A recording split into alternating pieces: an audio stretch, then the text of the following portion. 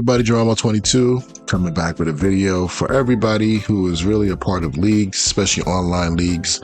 I've had a couple questions in my league about how to not let your players get into that dreaded yellow, orange fatigue situation that pops up, especially towards the middle to the end of the season, right? So I'm just going to give you the way that I've done things over the past couple of years in CFM.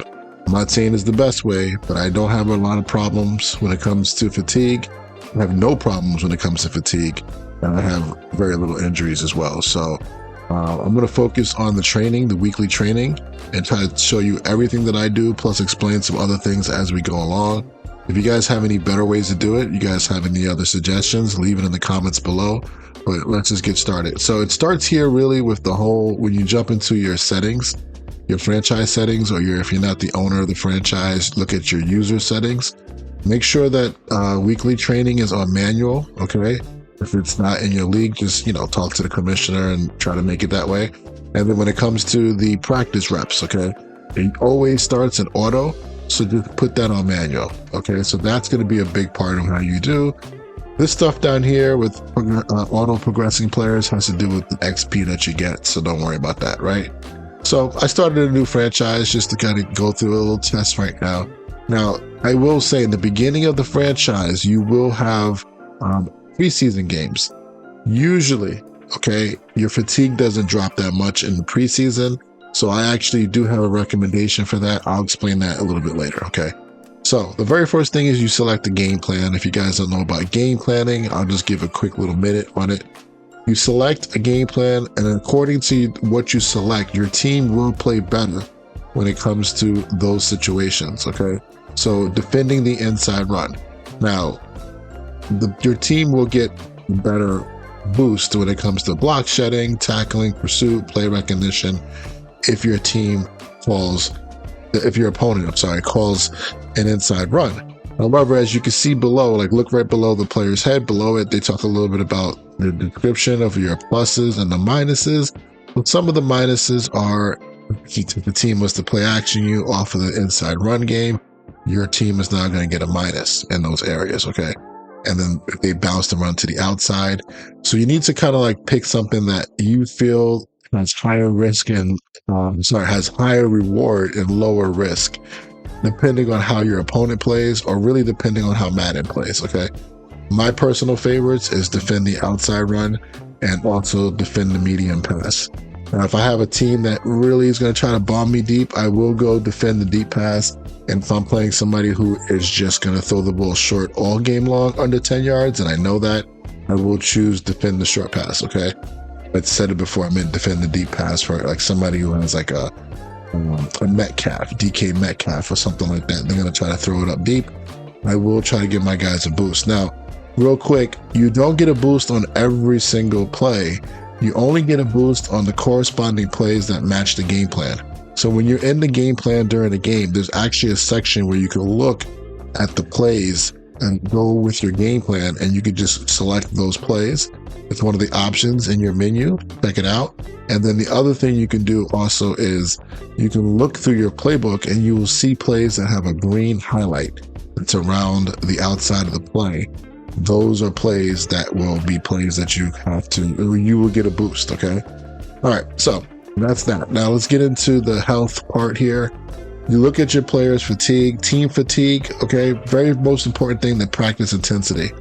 I never go full pads unless it's the preseason or maybe a bye week, okay? Those are the only time I go full pad, because what happens is this. When you use full pad practice, you will increase the chance of injuries for your players during the week. So those are little annoying injuries, like a 1 week injury, somebody hurt their hand or whatever, you will get more of those, okay?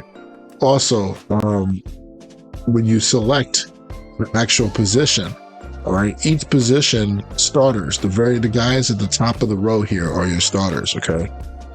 Sometimes this gets a little buggy now. It doesn't always show you the right guy, right?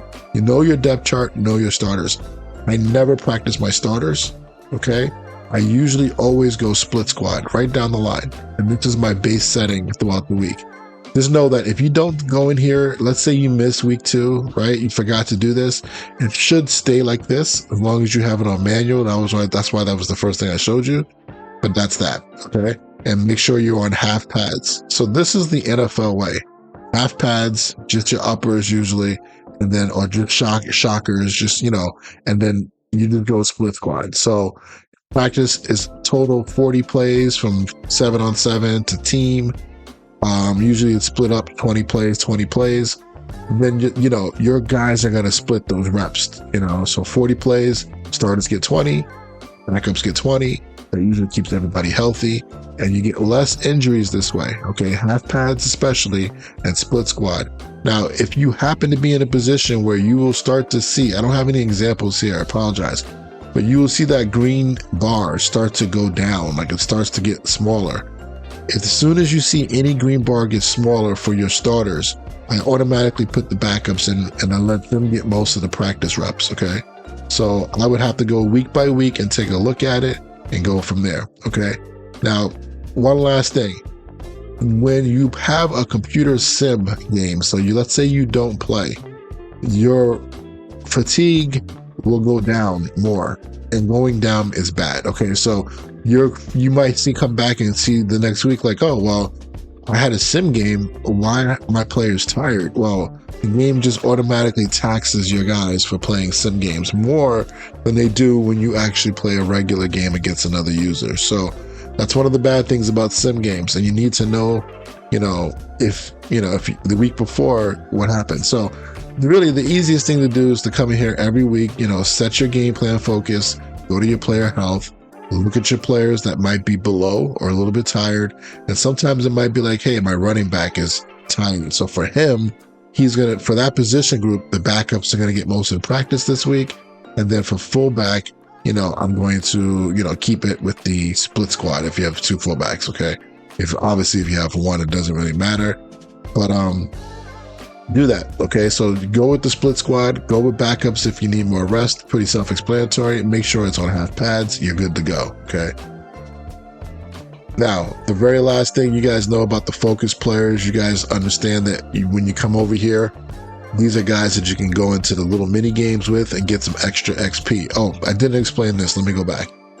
So the advantages, okay, of using full pads, not only do you get a little bit more of a higher bonus during the game plans, I think, but you also get XP at the end of practice sessions, right? So that XP, you get more XP when you go full pads. Okay, so that's part of it. You also get more XP if you have more perks and things for your coaching staff to give your guys more perks, like running backs get more training points, things like that. And then when you come over here and you do the mini game, same thing. You can get an additional, I think it's up to 500 XP. I think if you get gold, I might be wrong on that, but this is also depending on your league settings. Okay. I'll just talk about this quickly. I think this is a little bonus thing here. I like 1 interception. I like allow 24 points. I like 300 yards on offense. And I usually go for turnover battle or get 15 first downs. I'm never lacking, and I think I win obviously a little bit more games than I lose. I would say I'm probably around 75% winner on average across 6 different leagues. And, I would say 3 leagues of Madden. So we don't have this in obviously college football. So in 3 leagues, I would say I'm about 75 to 80% winning. So of course I'm gonna get a little bit more, but I still think putting those regulations right here, putting the expectations to get 1 interception, hold your team to 24 points and get 300 yards of offense. To me, that by itself is going to give you that coaching XP that you want. All right. Make sure you do the drills for the guys that could get XP, who could go up in dev, which means try to do all of them. But I'll be honest with you, with playing in multiple leagues and a lot going on, I have kind of gotten away from doing these drills. Usually if I have a quarterback, I always do a quarterback. And my favorite drill is the target passing one. That's one of the easiest ones. Go online. There's a lot of creators out there who tell you how to beat these drills pretty easy. So you're not sitting here all day. I'll be honest with you, I'm not a huge fan of this. I feel like this is a little bit out of my element. I'd rather be strategizing and practicing in practice mode than that. So you use start training, okay, and then you go to free practice if you want to. This will always be here for free practice if you want. I'm going to do start training right now. Make sure injuries is on in your league. There was a couple of them that I purposely did not put onto split squad. I want to show you the difference. All right, so this is how it looks when everybody's pretty much fully, energized or, doesn't have any fatigue. It's just green zeros. Anytime you see a green under fatigue, it's good. Now you see the game plan boost. So that's what that player will get during those, when you call the plays that are in green. So block shed, play rec, those things. So that's why it's kind of a good thing to kind of like make sure you give your starters some reps. You don't want your starters to be having no game plan boost because they are going to be out there most of the game. That's why I split it up. All right, on defense, what did I do here? I think I changed it up a little bit. Okay, no, I just have different XP. So I have starters. Look at this. My O-line, I put all starters in there, okay? So you see how much the drill they're getting? Their drill XP, 120, and then there's a bonus. Now, this number can go up and down, really go up if you have those perks from your coaches. So as you go through and it says like, hey, O-line gets more practice XP, then that would be higher, okay? And then once you select your focus guys, those guys will also get some extra XP over there. Let me see if I can find one. Pretty sure we had a defensive guy on this offense. Sorry. I think I had it mostly on defense. So let me find a guy on defense that who did a drill. Pretty sure we had some guys here, right? I guess I didn't do the drill. I didn't get points, huh? That's interesting. Okay, usually those focus guys would show up at the very end, that last column of 0, 0, 0, but I guess because I didn't do anything, I got 0. Usually they used to reward you back in the day a little bit, okay? And then obviously the injuries are there, so you can see it, all right? So the best thing to do overall, man, is just to follow that guideline and you're good to go. So what I'm going to do is this is going to be a sim game. I'm going to advance the week here to the next week. Oops, that's a mid-season. Let's just advance to the next week. Sorry, it's right there. Now, when you sim a game, guys, you're going to get more fatigue than if you played a game for whatever reason. So that's something to remember. All right, let's just take a look now what we got. So if I go to player health, okay, so you see how Nick Bosa, the first player in the upper left, his meter is not 100%. It's down a little bit.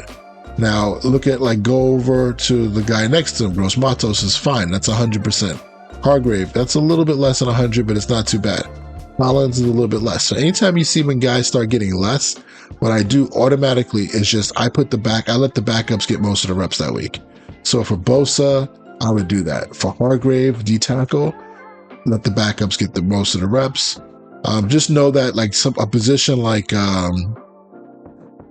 I'm pretty sure a position like corner or receiver, only the top 2 guys are considered starters. So the third corner, your nickel, or your slot receiver, the third receiver, they are considered your backups. I'm pretty sure about that, okay? They have to show up on the chart at the top level for it to work. There's been bugs in the past where that's just not 100% accurate, but I think it's good now, okay?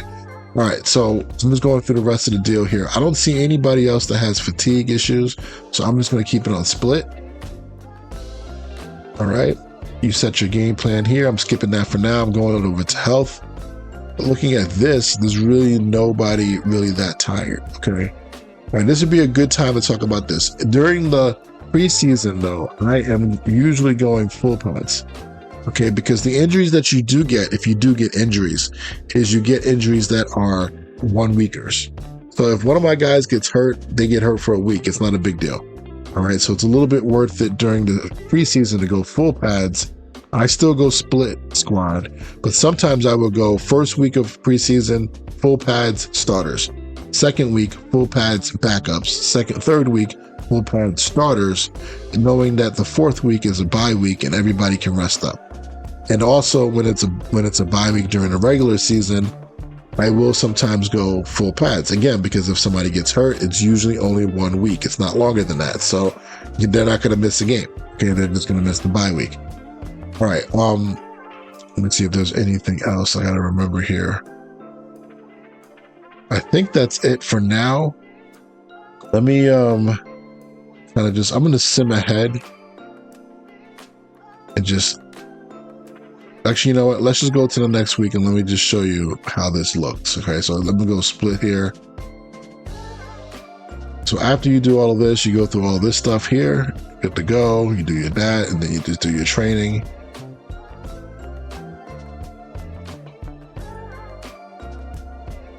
Okay, so there you can see there was for a hit now, like the starting running back, Gorindo, he has 300 XP for doing his training. Okay, so I think that's the low end, getting a bronze. Okay, but you can see everybody here. This is not a lot of XP. That's the reason why I don't really stress it that much, especially if your league's on default. Okay, look at Bosa. You see how it says -2? So that's a good thing. It means that his fatigue is gone -2, which means that he's gotten more energy. Here's the way to remember it. If it's in green, it's good. If it's in red, it's bad. Okay, that's kind of how you look at it. But everybody, like Collins is the starter, and so is Hargrave. So in that DT position group, I put backups to get more reps, and those two starters were able to gain a little bit of fatigue back, or energy back, really. Okay, so that's that. Does that make sense? Hopefully this makes sense, and this will allow your guys to really not be in that yellow or be in that orange.